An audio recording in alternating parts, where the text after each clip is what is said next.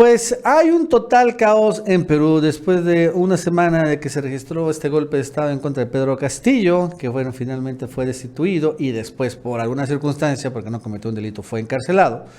Y bueno, que ya se ratificó que se va a quedar 1 año y medio en la cárcel. Bueno, la verdad es que las protestas finalmente se han venido sintiendo cada vez más intensas en todo el territorio de Perú. La mayoría indígena de este país ha salido a las calles reclamándole a la actual presidenta Dina Boluarte de que, bueno, haya usurpado el cargo con la complicidad y el apoyo de la ultraderecha peruana. Y que bueno, a pesar de que haya toda una gran intención de los golpistas de permanecer en el poder, lo cierto es que no la tienen nada fácil. Y bueno, en ese sentido, el día de ayer se declaró emergencia nacional en varias partes del Perú y donde se instalaron ya toques de queda y bueno, una serie de medidas, ¿no? En donde también se violan ya o desaparecen las garantías individuales de los peruanos, precisamente para intentar mantener el orden ante lo que está sucediendo. Ya han empezado a quemar tribunales, han rodeado el Congreso, quieren que también renuncien los congresistas peruanos que al final destituyeron a Pedro Castillo y genera todo un gran caos, una gran ingobernabilidad, que por cierto no lo dice la prensa peruana ni la prensa internacional, porque finalmente es el chiste esto, ¿no? Mantener en todo esto en silencio, como si no pasara nada, pero realmente en las redes sociales sí se ha venido sintiendo. En ese sentido, no, la verdad es que ya la propia Dina Boluarte, que se quería quedar en el poder hasta el 2026, bueno, hace como 3 días señaló que se iba a quedar únicamente hasta el 2024, ahora dice que se va a quedar hasta el 2023, o sea, el otro año se organizarán las elecciones y ya ella sería, porque, bueno, finalmente no puede controlar toda esta gran ingobernabilidad que se está registrando y en una de esas va a acabar como Yanine Áñez, o sea, en prisión. Bueno, esto y más nos va a contar Jesús López Armejo. Jesús, ¿qué tal? ¿Cómo estás? Buenas tardes. Hola, ¿qué tal, Nacho? Pues se confirma lo que ya muchos veníamos anticipando con respecto a la prisión preventiva de Pedro Castillo. Sabíamos que el arresto no era por 7 días como originalmente lo habían manejado los medios de comunicación corporativos de Perú y también la oposición política. Y es que a Pedro Castillo ya le han ampliado la prisión preventiva bajo el pretexto de que pudiera escaparse alguna de las embajadas en Lima hasta por 18 meses. Así es, el Ministerio Público le dicta prisión preventiva, es más bien, busca que le dicten prisión preventiva por 18 meses y acceden a esos 18 meses en el Poder Judicial, con lo cual el exmandatario ya pide a la Comisión Interamericana de Derechos Humanos intervenir ante su encarcelamiento por supuesta rebelión. Y es que decían que el dictador era él, cuando a todas luces, de manera cínica y descarada, hemos estado viendo lo contrario. Es decir, quienes le dan este golpe, quienes no lo dejan trabajar, ahora lo han de alguna manera puesto en cautiverio y además dictan también estado de excepción por 30 días, es decir, adiós Navidad feliz para los hermanos peruanos. Y Dina Boluarte, la usurpadora, así se refiere Pedro Castillo a ella, justifica este estado de excepción. Vamos a escuchar. Al inicio de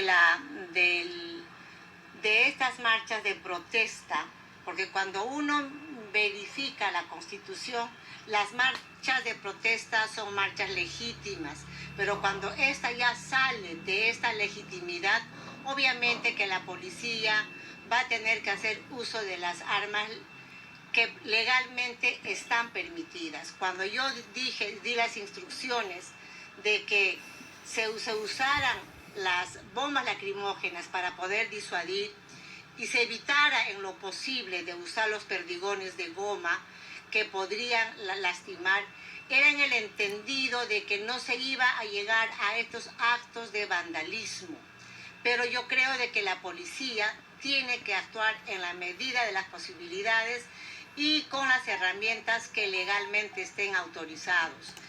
El dictador es Pedro Castillo, el represor es Pedro Castillo, pero ¿quién está yendo a reprimir y a dictar las medidas de estado de excepción y las están aplicando a toda la nación peruana?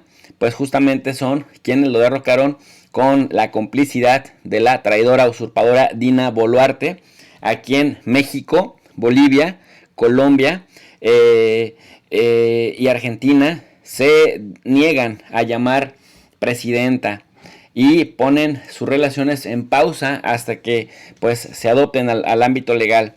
Gino Román, de Grupo Equidad, allí de Perú, dice que la nueva ministra de Transportes, Paola Lazarte, es accionista de Graña y Montero, que administra 4 peajes en Perú: Norvial, Survial, Interoceánica y Sierra de Piura, y la línea 1 del tren eléctrico.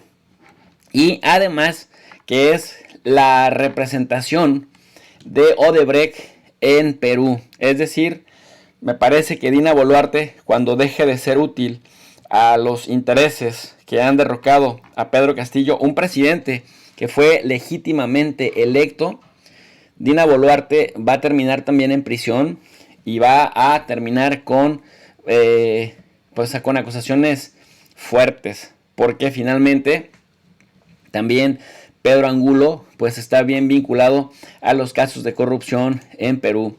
Pedro Castillo, por supuesto que ya responde nuevamente con esta carta escrita a mano. Él, el día 13 de diciembre, estuvo insistente en las redes sociales de que este 14 lo liberarían. Y bueno, pues finalmente no solamente no lo liberaron, sino además le dieron 18 meses de prisión preventiva para que no se pueda escapar a ninguna embajada. Y más ahora que no solamente la mexicana, sino además, decíamos, Bolivia, Argentina y Colombia, además de México, ya se han sumado a decir, vamos a poner en pausa nuestras relaciones con Perú hasta que lleguen, digamos, a un acuerdo ilegal. Y escribe entonces en respuesta a esto Pedro Castillo: en nombre de los miles de hermanos peruanos que se han volcado a las calles y pernoctan allí, en nombre de los niños, jóvenes, amas de casa, campesinos, comunidades campesinas, frentes de defensa, comerciantes, transportistas, ambulantes, pescadores artesanales, mineros, etcétera, expreso mi saludo y gratitud a los hermanos Petro Gustavo, presidente de Colombia; López Obrador, presidente de México; Lucho por Bolivia o Luis Arce, presidente de Bolivia; y Alberto Fernández, presidente de Argentina, por su identificación y solidaridad con mi pueblo y nuestro legítimo gobierno. Como se sabe, fui elegido por los hombres y mujeres olvidados del Perú profundo, por los desposeídos postergados por más de 200 años. Desde que asumí mi mandato, no dejaron ni un minuto en rechazar tal decisión del pueblo. Actitudes nefastas como negarme a salir a los hermanos países de Colombia y México.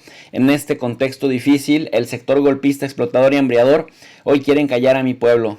Con el negro papel de la prensa, la que acaba de recibir 1.800 millones de soles para silenciar la masacre y la crisis en todo el Perú, monto que mi gobierno destinó para la segunda reforma agraria, así como para el bono navideño de la Policía y el Magisterio Nacional. Urge recuperar ese beneficio. Reitero mi gratitud a los hermanos presidentes de Colombia, México, Bolivia y Argentina. Les digo que nos mantendremos firmes y no renunciaremos ni abandonaremos la causa justa y la voluntad popular del pueblo peruano. Atentamente, Pedro Castillo Terrones. Así que México, con toda y la presión que le han estado haciendo desde la prensa corporativa mexicana, se mantiene firme. A quien reconoce es a Pedro Castillo Terrones, y esto abrirá también un debate en México con respecto al principio de la no intervención y si se necesita una reinterpretación. Ya lo veremos más adelante. Nacho, hasta aquí mi análisis. Para un comentario más extenso les invito al canal de Tu Profe de Rey. Yo me despido con un cordial saludo para la comunidad del Chapucero USA.